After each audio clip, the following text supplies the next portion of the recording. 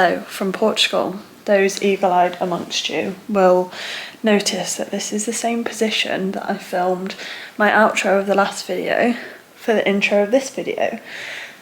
Welcome back to the vlog. This is going to be a race week vlog. So it's currently Friday, the 18th of October, 3 o'clock. Check-in opens in... It's just opened actually, is in Bike Drop.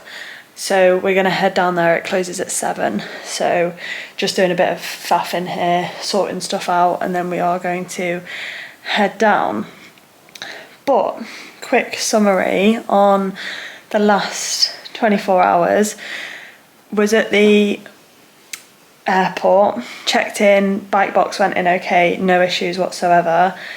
Got through to security, went to the toilet, was sat on the toilet just thinking, oh no, forgot my wetsuit. So that was not much fun at all. Thankfully, Jordan has friends out here from his triathlon club back home who had come out to support, brought all their training kit, and my camera's gonna die. Ugh. Let's plug her back. Put something on his story, and thankfully a girl called Hannah has come to my rescue and let me borrow her wetsuit, and I'm just going to take it back for her so she's got a bit more space in her suitcase. So genuinely has saved my life. Lesson learned. I don't even know what I was thinking. I just had not even thought about my wetsuit. So there we go. That's the first 70.3 blunder done. Hopefully the first and only. But like we say, we've got it sorted. And worst case scenario would have been us on without a wetsuit, which is not that bad. It's not, the water's like 17 degrees. And Hannah said she swam this morning without her wetsuit and she was fine. She just had to, it took her a while to warm up after. Sorry if you can hear that, Jordan is testing his bike and making sure everything's okay. So flight was all okay, we got here, had an absolute faff with the bikes because I put on the notes for the booking, have 2 bike boxes to make sure they brought a car big enough for 2 bike boxes, and they didn't. So we ended up having 2 cars, but didn't charge us anything, like wouldn't take any money or anything. So they were really, really helpful. Accommodation is really nice. Currently laid on the bed doing some editing. This is the situation, bit of a mess. Just getting everything sorted for tomorrow and dropping stuff off tonight. So we got here like 2 hours before check-in. The guy said that he would be able to come down an hour before. So we were like, well, we might as well make productive use of the time. So we built the bike outside on the street, outside the accommodation, because I was like, otherwise we're just going to sit here and then it means that we've got free time later. So my bike was built, Jordan built his last night while I went to sleep because I had an hour's worth of sleep debt according to my Whoop, which is not fun, and it felt like it as well. I felt really rough. Some evidence of Summer actually putting some bits on her bike. Yeah, and do you know the thing is, you didn't even give me any tools, so I've been doing it with my hand. You meant to do that one with your hand. Yeah, well, I can't get it any further now. There we go. Just needs a little tighten. Down to register yesterday. There'll be a part in the video where she says, is this your first one? And I was like, no, because I didn't want her to explain all the different things to me because we've been stood in the queue for ages, so I'd heard it with everyone in front of me. I can't wait to be a matching bag wanker. Part of the talk. This is from the swing part, okay? This is the backpack. Inside you have the positional bags, okay? It's the first time doing Ironman now. So you know everything around.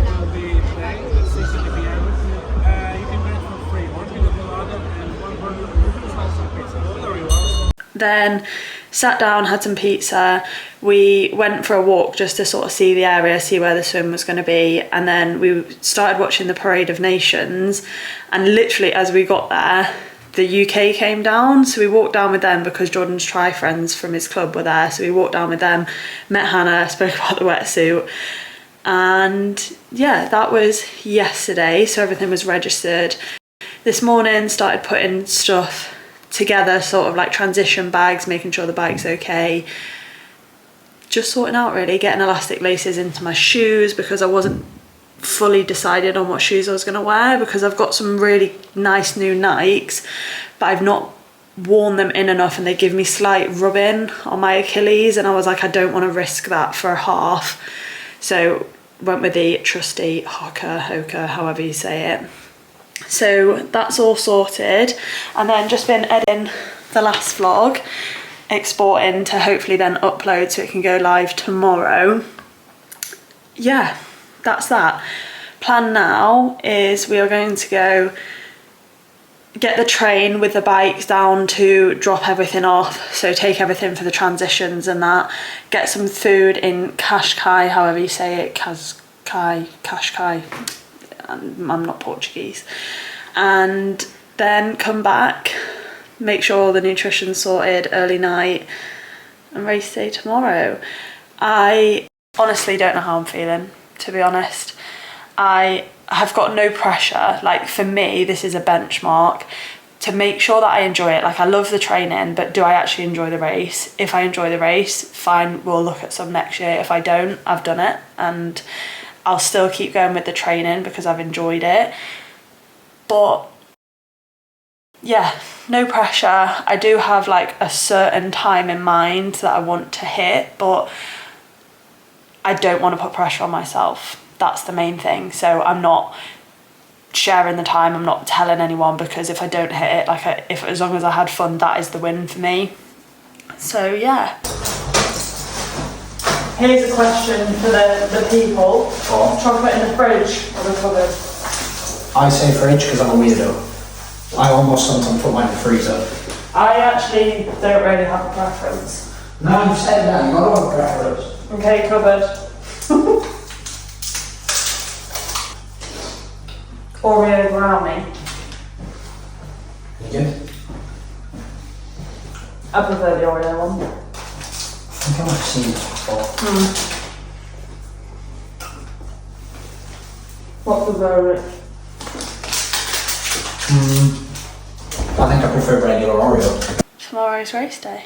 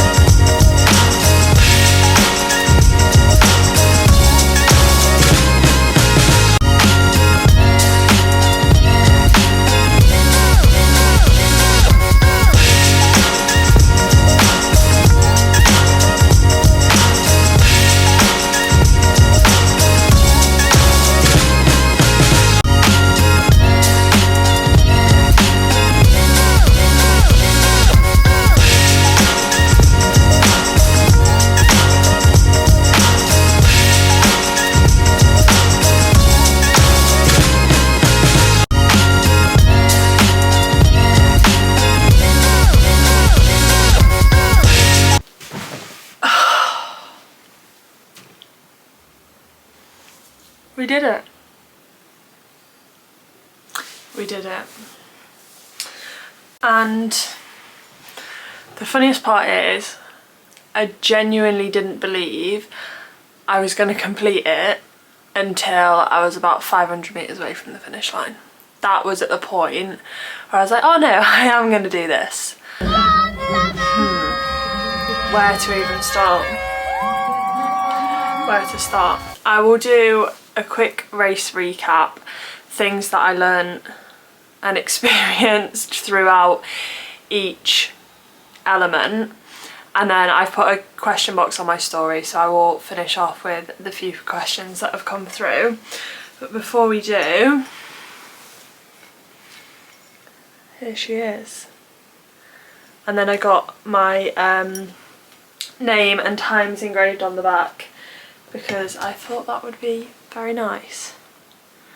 I thought it'd just be nice to like have something to sort of compare and remember them by, and I am really, really bad for forgetting times and forgetting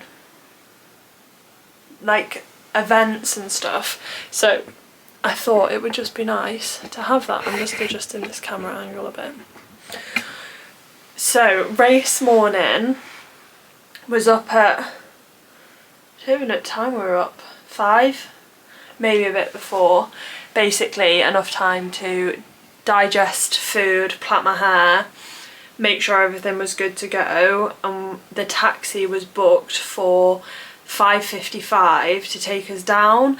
Ended up getting there a bit early, so we actually got down to the start at 5:55, which was perfect really, because it gave us enough time to make sure all the nutrition was on the bike, make sure all the stuff that we needed was in the bags, and to make sure that I had enough time to put my wetsuit on and then just chill, not panic, not stress. She says, as I called Albie and was like crying on the phone to him, and I don't, like, looking back now, I don't even know what it was. Obviously I was nervous and I was stressed, and I think it was just, I put a lot of pressure on myself, and it was the pressure that I was putting on myself to do it. And I think that everything that I'd said in the last update about the training over the last 5 weeks and the fact that I hadn't cycled 56 miles in training, I think was sort of weighing on my mind, and I was just doubting myself really. So I had a cry on the phone and then was like, no Summer, get your shit together, you're fine. Went down, put the wetsuit on, was stood on the start line, and now I am not one for, like, basically if you've not seen the start of an Ironman or a 70.3, like, the sun was rising and they had like motivational speaking with like music on and like put your hand on someone's shoulder, and like, I don't like people touching me, like I didn't want anyone to put their hand on my shoulder, and I get it, and it's emotional and it's an experience, but in that moment I was in such a like stress state. All I wanted to do at that time was start. I was like, the longer this goes on, the worse it gets, and I was like thinking it up in my head, and I was like, if this doesn't start soon, I'm going, I'm turning around and I'm going.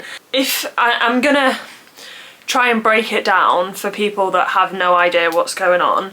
So if you have done an Ironman or have watched or a 70.3 or anything, feel free to like skip the sort of explanation bits, but I know that a lot of people won't sort of have any idea what sort of happens. So it's a rolling start, so you start in groups of 5 for this one in Portugal. So the pro women went off, and then it's all like penned. So I was in the 35 pen because I'd always rather be at the back of the 35 knowing I'd be about 40 than like in the middle of the 40, and because of how I was, I just wanted to get started. So they let you off in 5, so luckily me and Jordan had ended up being in the same one, so we went off together and ran into the sea, dived, and was like, holy shit, that is cold.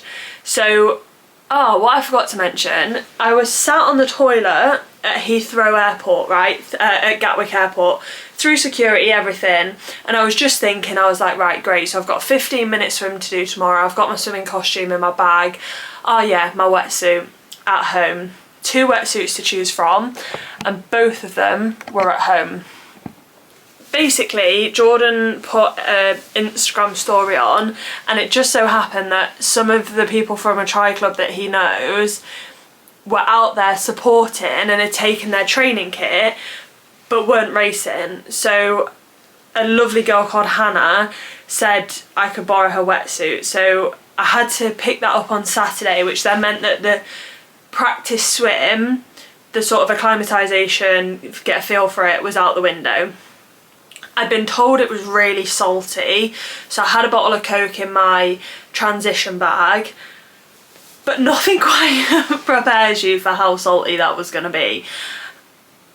I'd spent time in the sea when I was in America, but like, it wasn't that bad, and I I can't describe it, right? So anyway, go into the swim, it's really salty, it's really cold on my face, and I'm right in the middle. And I was like, I need to not be here because I'm gonna panic when people are like swimming over me. So I moved myself out to the left, which is why my swim was a little bit longer. So it basically, you went in straight, right, and then you got out. So it was like a hollow square, for those of you that know what that is, or like a square horseshoe basically. And one thing I was thinking when I was swimming, and a piece of advice if someone is going to go and do one, I wish I knew how many boys there were to count on each side of the horseshoe basically, because it was quite hard to see. There was a lot of people, there was a lot of colours going on. Obviously when you're sighting, I'm not getting a really good picture of the boy, bearing in mind I didn't have a prescription on or anything. So it wasn't until I got really close that I knew what colour the boy was. You had the sun rising as well. And I was swimming down and I was like, yeah, it's orange, I'm turning here. Yeah, it's orange, I'm turning here. No, it's not orange, I'm keeping going. So that was a thing that I wished I'd done, because if I knew I had 5 boys, for example, I could have been like, right, that's one to the next one, and broken it down like that. So that was one thing that I wished I'd done in the swim. I can't describe what the swim felt like, but it felt like every time I was taking a stroke, I was like pulling debris. Like, it felt like there were like stones and rocks and stuff floating in the sea, which obviously they usually are, but I've never experienced it to that extent. Like, I could feel it on every stroke. I had stuff hitting me in the face, and I was trying to not think about what these things were, because I was like, if I think, I panic, and if I panic, I stop, and then I'm not only sort of letting the time go, but then I've got to start again. So I was like, just trying to focus on breathing, trying to focus on technique, and that was that basically. When we turned right, it seemed really flat, and then when we turned right, you could tell that the sort of waves were coming in, so we were swimming against it. That bit was okay. I got sort of into the middle again, and I couldn't get myself out, but it had quietened down by that point, sort of spread out a little bit. And then I turned right again, and all the like debris was back. And at this point there was a lot of seaweed, and there was a lot of what looked like plastic bags is what I was telling myself. No, Summer, they're just plastic bags. They weren't, they were jellyfish. And I think I got caught by one of the tentacles on the side of my hand, so I had to stop. Like, it hurt. I've been stung by a jellyfish before. It didn't feel like all of them sort of got me, but I definitely felt something on my hand.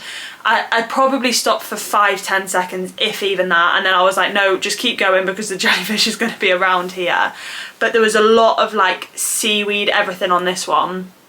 And I sight, so I breathe both sides, but when I breathe to my left, I sight as my head's going down. But because of where the waves were, every time I sort of went like that, I ended up swallowing quite a bit of water on that sort of last straight in. But I was like, I'm almost there now, just keep pushing. Got out. So my swim was 40 minutes and 57 seconds. Now, I don't know where the timing mat was, whether the timing mat was literally as we got out of the swim, but transition was basically up like a boating ramp onto the road and then up a hill into transition. So that was my whole transition was about six and a half minutes. I got into transition, I sat down, Jordan was there, he was just about to go, so very briefly said a few things to him and vice versa, and then had some of the Coke because I could already feel my stomach. And I forgot to mention, in the swim I needed a wee. So much of this is probably going to be TMI. However, I cannot, for the life of me, wee whilst swimming. I can wee in the sea, like I could do that, not a problem. Whilst swimming, different kettle of fish. And I think it's because when you need to wee, you need to relax. And I was not relaxed in the swim. Like, I was relaxed, I was comfortable, but I was thinking about what I was doing. So getting into transition, I needed a wee. I was like, this is not a great start. But anyway, took on some coke. I didn't really have much of it. I should have had more in hindsight. Put my stuff on, went to my bike, got out on the bike. And this was the bit that I was really, really apprehensive about. So the first 12k, so I was told, was the hill. That was like the worst part. Once you did that, it was over with. And I'm like, yeah, okay, sound. I can deal with that. 12k, 8 miles tops, like winner. And I'm at like 5 miles and I'm like, don't get me wrong now, there's an incline here. There is an incline. But that's not what I was expecting. People had messaged me and when I was chatting to them about it, they were like, oh, that first hill's a killer, like, and I'm like, well, what is going on? And then the hill came at like 6 miles and I was like, oh, here we go. But it was fine. It was just like like a gradual climb. I think one of the guys said it was 3.5%. Because it was at the beginning, you were still pretty fresh. And then from there, what I hadn't realised, and I hadn't looked at the elevation, so they give you an elevation sticker that you can put on your bike, and I didn't put it on there because I thought it'd psych me out, and I thought it'd be like, oh, you've got so much further to go on this hill. But in hindsight, I wished I'd looked at it more, because what I didn't realise was when I got to the top of that hill, it was then undulating, it wasn't just flat. So I thought you got up to the hill and then it was flat from there, but it wasn't, it was undulating. But I felt really, really good on those things. I was overtaking people on the climbs, felt comfortable on the bike, everything was fine. Then you get onto the racing circuit and my chain came off. So I had to stop, put my chain back on. It literally took about 30 seconds, it was not a problem. But when I put my chain back on, I couldn't get from my little ring at the front to my big ring. So I was like, right, okay, at least it's this way round. If I've got any more hills, at least I can still do them. And then I'll just spin my legs out on the downhills and I'll just be in a sort of high gear at the back so that I'm still getting that sort of power through. And that probably went on for about 40 minutes. And I was just trying it periodically, trying to push it up into the big ring. It was like trying to, but it wouldn't quite go over. And then at one point it just worked. And I was like, right, okay, great. I did have a few issues going in to the big ring after that, but I was generally okay sort of moving between the two. But at this point I had really bad bellyache because I needed a wee. So it got to about 25 miles, probably about halfway, and there was an aid station and a toilet. So I stopped and went to the toilet. But what you don't think about is how your tri-suit is tight, it's wet, you're in a small port cabin with cycling shoes on that are slippy, and I'm there and I'm like trying to get my tri-suit off.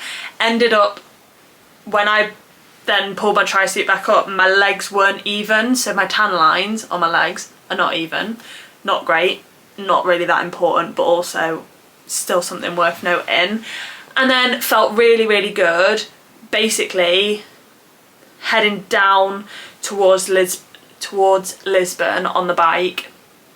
Got to Lisbon and you turn around, and when I turned around I was like, oh my god, that was a tailwind. So I then had a headwind, and at this point I'm sort of hitting 35 to 40 miles and I'm like, this is the most I've cycled, and I can tell my lower back's sore, my legs are sore, mentally I am struggling now. I probably hadn't taken enough fuel on board, and at that point I was like, no, I haven't. So when there was the aid station, I took on a banana, took on some more electrolytes, and was like, my priority when I get into transition is to get some fuel on board so that I can support the run, basically. So lesson learnt there, to make sure that I have enough emergency fuel on the bike. Everything was okay, I just felt tired, I felt lethargic, and I was like, I probably could do with some more now. And I had a headache, so I was dehydrated. I did take on a water, so I binned a couple of my bottles, took on a water. When I got into transition, into T2, I racked my bike, I opened up my bike bag and I took 2 paracetamol, 2 ibuprofen and 2 salt tablets, because I was like, I need to shake this headache because I'm not going to be able to run with this headache. Shoes on, everything fine. And then I got a gel out. I shoved all my gels into my back pocket, and I had like a soft flask. came out of transition and I walked initially, basically to take on some fluid. So that I was still moving, so I wasn't just sat in transition. So I was still moving, but I was taking on fuel. So I had pretty much half of my soft flask and a gel, which pretty much sorted me out along with the salt tablets and the painkillers. And I felt really, really good coming onto the run. I was like, who am I? What the hell is going on? Now, what I didn't realise, so I'd watched a YouTube video about Portugal and someone had said the run is a false flat. I'm going to tell you now, if you're ever thinking of doing the 70.3 in Portugal or the full, I would not describe that as a false flat. I would describe that as rolling hills. Because I'm like, yeah, cool, it's false flat, like, it's pretty sound. And I'm like, where are all these hills coming from? Now, hills, to me, being from Lincolnshire where it's flat, you may have done it and been like, Summer, what are you on about? But I was mentally not prepared for that. Felt fine though, up to about 4 miles. Took on a second gel, and at this point, my shoes were too tight. And I'd started to lose circulation in my feet, and I was like, not a problem, I can't feel my feet, like what's the worst that can happen? Loosen my shoes off as much as they would go on the elastic laces, and it was fine for maybe the next 2 miles, but also at that point you're then going through quite a busy, crowded area. So I got to about 7 miles and I was like, no, this pain is unbearable now. Every time I was taking a step, it felt like I could feel the bone like hitting against the floor, to the point where I was like, I might as well just take the shoes off and run without them. So on the way, so basically the run course is an out and back around the finish area, out and back around the finish area, so it's 2 laps. And I was on the way back out onto my second lap and I was like, I am struggling here with my feet, as in the pain that was on like basically here, like on the balls of my feet. And I ended up getting quite agitated, quite panicky, because even if I stopped to walk, it wasn't alleviating the pain. And it was at the point where I was like, I cannot just keep pushing through this because I've got 5 miles to go and this is rough. So I ended up rage snapping the elastic laces bits off of it, sticking them in my pocket and undoing the laces so that I only had pretty much half of my laces tied up. And I'd stopped maybe 2 or 3 times to sort that out, and then it had come undone and it was all just a bit of a faff. By this point, the shoes were quite literally slipping off the back of my feet, but because the circulation was coming back to my feet, I was like, I don't even care, I'll take this every day of the week. What didn't then help was I really struggled to run uphill because of the way that the shoes were slipping off my feet. It is what it is. I would have rather that happened than be enduring that pain, because that was horrific. I can't even describe it.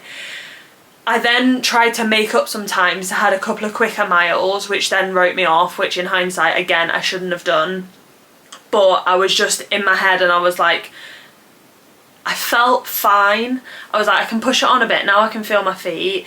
And then came up to the finish line, and genuinely, like, going over that finish line, there'd been a couple of points on the run where I was like, maybe I am going to do this, and I feel like emotional about it now, but like, I had so much self-doubt in the lead up to it. From signing up, the training, everything, I was like, how am I even going to do this? Like, and there was a couple of points on the run where I was like, Summer, you need to get yourself under control, because you breathe in like you're training, you fizzing. You can't then start crying because you're going to end up having a panic attack because your breathing's just going to be completely off kimber. Kimber? Your breathing's going to be completely off, whatever the saying is. And coming over that finish line, like, I was like, hold it together for the photos, and like I had my hands up, and then like in the video I just put my hands on my head and I just went to the side and I just like sobbed but because I had my visor and my glasses on, you couldn't tell, and I was like, this is great, because the last thing I need right now is someone coming up to me and being like, oh, well done, or touching me, or whatever. Like, I just wanted at that moment for the ground to like swallow me up and me to be in my own environment. So I didn't go into the recovery tent. I went straight through, grabbed my bag, grabbed my phone, and just went and sat somewhere and was like trying to process how the last 6.5 hours had gone so fast yet so slowly, and like it was over. And I'd like opened loads of messages, and I had messages from so many people, and I was like, I can't even look at these right now because I'm literally just crying. So I messaged my mum back, and I was like, I hadn't seen any of these, I didn't have my phone, just finished, like I can't stop crying.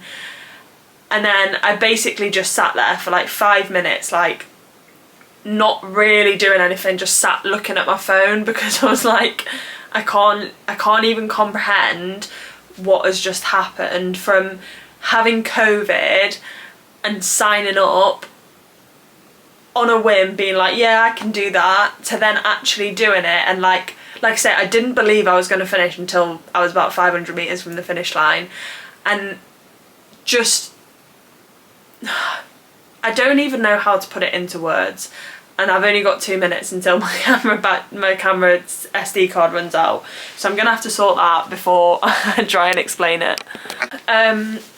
So like, there were so many points along that race where I was like, this is hard, like I feel horrific. Like the main part for me was the last 16 miles on that bike. I didn't have that distance in my legs, I hadn't done it, and I hadn't fueled enough, which were things that I would change and had been programmed for me, but just because of my situation and being away, like it just didn't happen. And I was trying to tell myself, I was like, Summer, you said you'd enjoy this, and this is like not enjoyable. And then I don't even know why I can't even talk about it. Like, I'd be thinking about someone, and I'd be like, you get to do this, right? You get to do this next 14 miles, whereas this person experiences this every day, and this person is currently going through this, and this person is waiting for this. And I was thinking about like all the people that have an impact on my life, in terms of like my family, my friends, my coaching, like my community of amazing girls, and people that I've like known and I'm not really close with, who have stuff going on that means that they can't do this. And I was like, and I don't even know how to put it into words, but I was thinking about these people, and I was thinking, if you're not doing it for yourself and you're not enjoying it at the moment,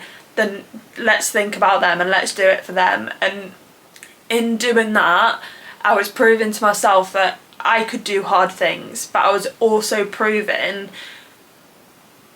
to other people that they can do it. Like, if I can do that, then why can't somebody else do that? And I don't know, it was just, I don't want to get too deep in this, but if someone tells me I can't do something, I will do everything to prove them wrong until it's myself. And I will doubt myself until there's no tomorrow, and I'll put so much pressure on myself to do certain things, and I'm like, why? Like, what is even the requirement? Like, what? I don't know why I do it, and this is why I challenge myself, and I try and put myself into uncomfortable positions to try and stop this self-doubt, to like have evidence that I can do hard things, and I can do, if I set my mind to something, I will do it. And I think that all just hit me as I come over the finish line. And like, it was amazing having Jordan there, because obviously he'd done it as well. He'd trained with me for a lot of it, or like trained alongside me, like he'd done his stuff and I'd done my stuff. And I don't know, like it made me wish that it was in the UK so that I could have had more people there. But yeah, it was just an experience. We'll leave it at an experience. So yeah, I'll go into some questions because I feel like that's been emotional enough and no one needs to endure any more of that. So 2 people have said, well, one person said you're absolutely mental and the other person has said, are you mental? And this is something that I was going to say before I needed to clear my memory card a bit, that I surround myself and my social media with people who do this sort of thing every day, like it's nobody's business. So even now, sat here, I'm like, yeah, well, I did a 70.3, but this person did a full. And I struggle to sit and be like, no, I'm really proud of myself for doing that. And when I look at other people, like I was speaking to my mum and she's like, what you just did isn't normal. And I'm like, no, it's not normal, and not that many people can say that they've done it. But because you're in that echo chamber of people who did it and have done it, because I follow people who inspire me, who have done all these things, I sort of got myself into this thing where I was like, oh, well, I've done it, like, but this person's done that, and I need to sit back and be like, excuse me, like, yeah, I've done that, and that was hard, and that was a challenge for me, and there'll be another challenge later on, and that's fine, but for now, I want to sit here and be like, yeah, that was hard, and I'm proud of myself, and it makes me feel physically sick saying that, but that's what I need to do. And that's what those things have sort of reminded me, that like, it's not a normal thing to do, it's just the people that I surround myself with. Barry has asked what went well and what didn't. So what went well, I think, was what surprised me was my ability to keep going. Like, my mental resilience surprised me there. Like, the only times that I stopped on that run was to sort the shoes out or to take on fuel and fluid. That they were the only times, and that I wanted to stop more than that. I wanted to walk the rest of it. I didn't, but that went better than I expected, and I also think that it went a lot quicker than I anticipated. Maybe at the time it didn't feel it, but now, like, even that run, it felt like it went so quickly. What didn't is probably the fueling on the bike, or starting from the beginning, the lack of awareness in the swim is something that I would take more notice of next time. The fueling and the training of the bike, which is my own fault and I've got no one to blame but myself, but that highlighted it to me that I didn't have the bike legs. And don't put elastic laces in your shoes if you've not run in those elastic laces in your shoes, and if you are absolutely going to do that, then leave a lot of room for your feet to swell and to get tight and whatever. That is probably what didn't go well. But with all of these things, that is a learning experience. I will never do that again. I will not. If I've not trained in elastic laces, I'm not running in elastic laces. Like, that's the be all and end all of it, and I know that. And if one of my girls said to me, oh, I'm doing this, I'd be like, you've not trained in it, don't do it. But in that moment, I didn't even think about it. The hardest moment of the whole event was, I don't know if I can summarise it as a moment. That's a really good one. The hardest moment, as much as I would say that it's the bike, I would probably say the pain in my feet. Like, I haven't experienced pain like that. But then I'd also say going back out on that second run lap, knowing how lonely it got at the end, having just run around the finish area where there's loads of people and there's music. So there you go, have to. The pain in my feet and the mental running back out into like the depths of a hilly road, having just ran round where loads of people were. I say that, but there were actually quite a lot of people towards the end. There was like one guy, and genuinely I was actually looking forward to seeing him the next time I went round.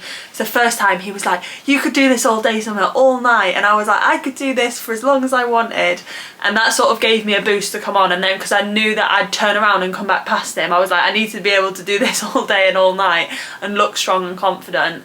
And then the next time I went up and he was like, you've got this is your last one.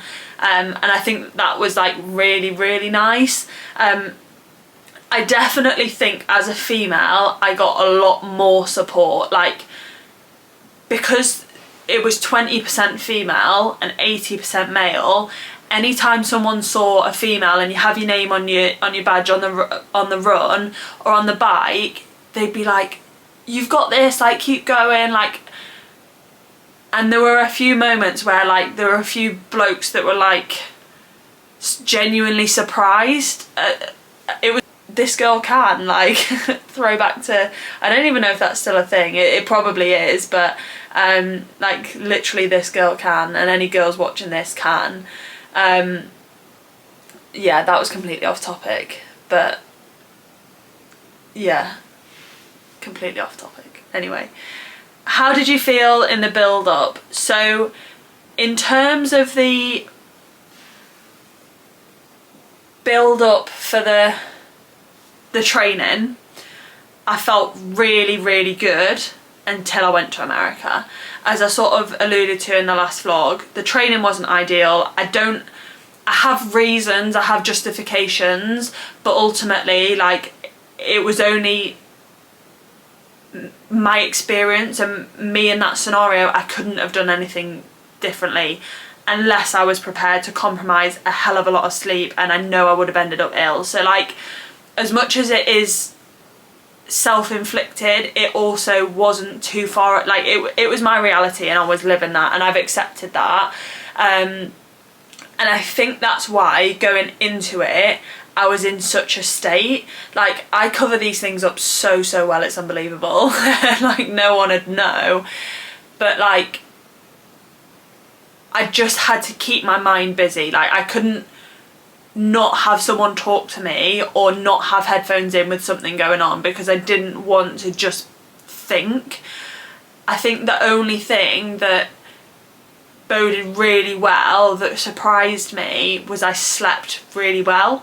I slept really well both nights before.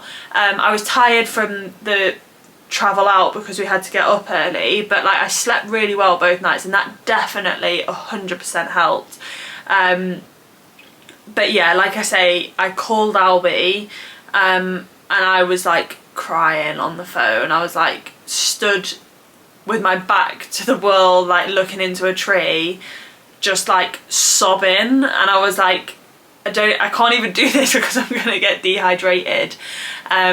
And again, it was just self-doubt. It was self-inflicted pressure for no reason, like, but that's me all over, and that's my personality, so we won't get into that. So yeah, that I felt generally okay. Like, I knew deep down I would finish that no matter what. Like, I could have done it in 12 hours and walked half of the bike, and I would have gone over that finish line, obviously, if I hadn't have been pulled out. So I think that deep down I knew that, but I don't think I genuinely believed it that much, like I say, until I was about 500 metres from the finish line. What tactics did you use to keep you going throughout and remain focused? So I had a call with my coach maybe the day before we flew out, and we just caught up on everything, and he said, like, one element at a time. When you're in the swim, think about the swim. So and that's why I think having those boys and that knowledge of those boys would have helped, because I could have then been like, right, I'm on to boy 2, I've got 2 left, and then I turn. So just being very present and focusing on like the next 2 steps or the next 2 strokes or the next 100 meters on the bike. And so that definitely got me through the swim. I knew that my watch vibrated every 500 meters, so I knew roughly where I was until it vibrated a 4th time, and I was like, I'm not even at the finish yet. It might have been 500 yards actually, I'm not 100% sure on that. So then onto the bike, my first focus was getting up this mountain hill that everyone had warned me about, and then it was literally just, I think at one point, so what you do like a bit of a loop circle and then it's an out and back, and at that out and back I was looking at the people that were coming back. So I was looking for Jordan, I was looking for people that I might know. I didn't really know anyone there, so that passed me some time. And then when I started to struggle on the bike, I was looking for signs. So this person cycled past me and they had a name and a number that resonated with me, and I was like, I've got to keep going, like that's that. And that spurred me on, and so I was looking for things. And I think again, like I was in Lisbon, like I was cycling around Portugal, there was actually a lot to see. There was a bridge that looked like the San Francisco Bridge, like I don't know what these landmarks were, but we were going across these, going past these landmarks. So I was like, I actually had a lot to look at. There was actually a lot to see, which definitely sort of distracted me. But then, like I say, I was thinking about people, and I was thinking about a lot of clients and what they're going through, and how I can support them, and how I'm taking what they're going through and improving myself based upon that. That probably, I didn't describe that very well, but how I'm learning from them and how they're dealing with things. And I think just like literally what Scott, my coach, said, focusing on what you are doing at that time. So I didn't think about the run until I got onto the run, because that would have psyched me out and I'd have been like, I've still got to run for over 2 hours after this. So that definitely helped, like being present, being in the moment, which is hard to do for like 6.5 hours. But like I say, I don't know if I said this earlier, someone messaged me and was like, asked how I got on, and I was like, I can see why, excuse me, people have more than one child, because they go through all that pain and then like literally 2 days later I'm like, what pain? Like that was why I had to film it now, because like when I get back into a routine and start going back to work and stuff, like I'm gonna forget all this stuff. So I think, yeah, bit of amnesia. So that's that. The final question I've got on here at the moment is what's next, and to be completely honest with you, my mind is changing every 5 minutes at the moment. Nothing's set in stone. I've got a few ideas. I finished and was like, never again. I'm now thinking, I've got a benchmark now, I can only improve from here, and if I have a solid winter's training, what does that look like? But then I'm also thinking, if I can do that for 6.5 hours, then I can do something else that'll take me 6.5 hours or less than that. So I don't know, my mind's a bit sort of all over the place, not decided at the moment. Ultimately, it was great, but it was expensive. Like it doesn't have to be an expensive sport, but when I'm looking at another 70.3 and it's €400 to enter, I'm like, that is there's 2 basically that I can do before I go away next year, and one's like 450 and one's 400, and I'm like, it's so expensive. It is a lot of money, and do I want to spend that money on that plus then hotel, flights, food out there, fuel, like all of the costs that come with that, or do I spend that on something else? And at the moment I don't know. So nothing's set in stone. I've got rough plans, I've got rough races, I've got things that I want to work towards, but at the moment a full is completely off the cards. Like, that is just not for me at the moment. I think I would need to be a lot stronger and a lot more comfortable on the bike. Yeah, ultimately that's what it comes down to, because getting off that bike thinking I'd have to do another lap of that made me feel physically sick. So fair play to everyone that did, but it could not have been me. But again, I didn't train for that. And I think as well, in order to do that, the training time that it takes, something's got to give. When I'm already working full time, I do have a bit of flex in the fact that I can train during the day, which is a plus, but I can't train for 5 hours during the day for like a 3-hour run into a 2-hour bike, other way around, 3-hour bike into a 2-hour run. Do you know what I mean? Like, I have flex, but I don't have 5 hours worth of flex. And then my coaching is such a priority for me. I absolutely love it, and that I don't want that to sacrifice. Plus then factoring in all of the things like spending time with my family, my friends, the people that I enjoy spending time with. I just don't think I am in a position to be selfish enough to do that. I'm definitely in a position to do that, but I don't want to do that. I value time spent with the people that I love, and yes, some of them will train with me. Like, my mum will go for a run with me, my friends will go out on the bike or go for a swim or a run. Like, they will do that and they will flex around me, but there's just some things that I'm not prepared to like flex on at the moment, and I don't think there's anything wrong with that. Things may change and I may be in a different mindset, but at the moment that's how I feel with it. So a full is not on the cards at the moment. Never say never, but that's just how I feel at the moment. So yeah, in short, I don't know what's next. I'm 2 days, like, I'm not recovered, I'm 2 days out. I'm still trying to process all the emotion. As you can tell, it's still very raw. Like, there's a lot for me to try and get through before I make that decision. I'm fully expecting there to be a period of low after this as well. Like, I still feel like I'm on a reasonable high at the moment.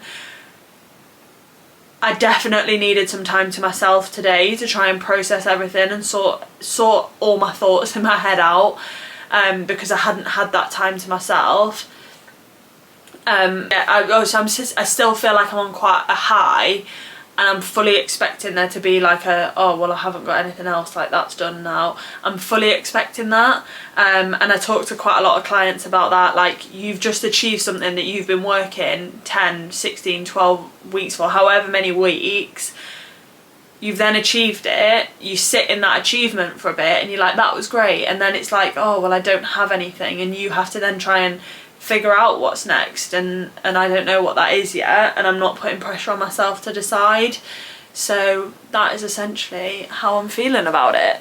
But so yeah, I just want to say, the majority of the people who have supported me most through this won't be watching this, and I'm fully aware of that. But genuinely, the people who have believed in me, who have trained with me, who have sacrificed something to help me, or understood when I haven't been able to see them or catch up with them because I've had this training to do, like, that, genuinely, every single person who has an impact on my life, I'm so grateful for your support and your compassion and everything that you have given me over the last July, August, July, August, September, October, 4 months, like last 16 weeks. I'm genuinely so thankful for everyone that's been around me, and everyone that's believed in me and told me that I could when I didn't think I could. And yeah, that that just seems like a good way to finish it, because I do feel very lucky to have that. And I think that was part of the emotion in it, that like this medal isn't just for me, this is for everyone who has been on this journey with me. And yeah, yeah, that's it really. So my camera is going to die. Thank you so much for listening to me ramble, almost cry, hold it together partially. I appreciate every one of you so much. Please don't forget to like, subscribe, drop a comment, and I don't know what the next video will be. Who knows when it'll be up, who knows when I'll have decided what I'm doing, but I will be back because I've loved doing this and I love having something to look back on.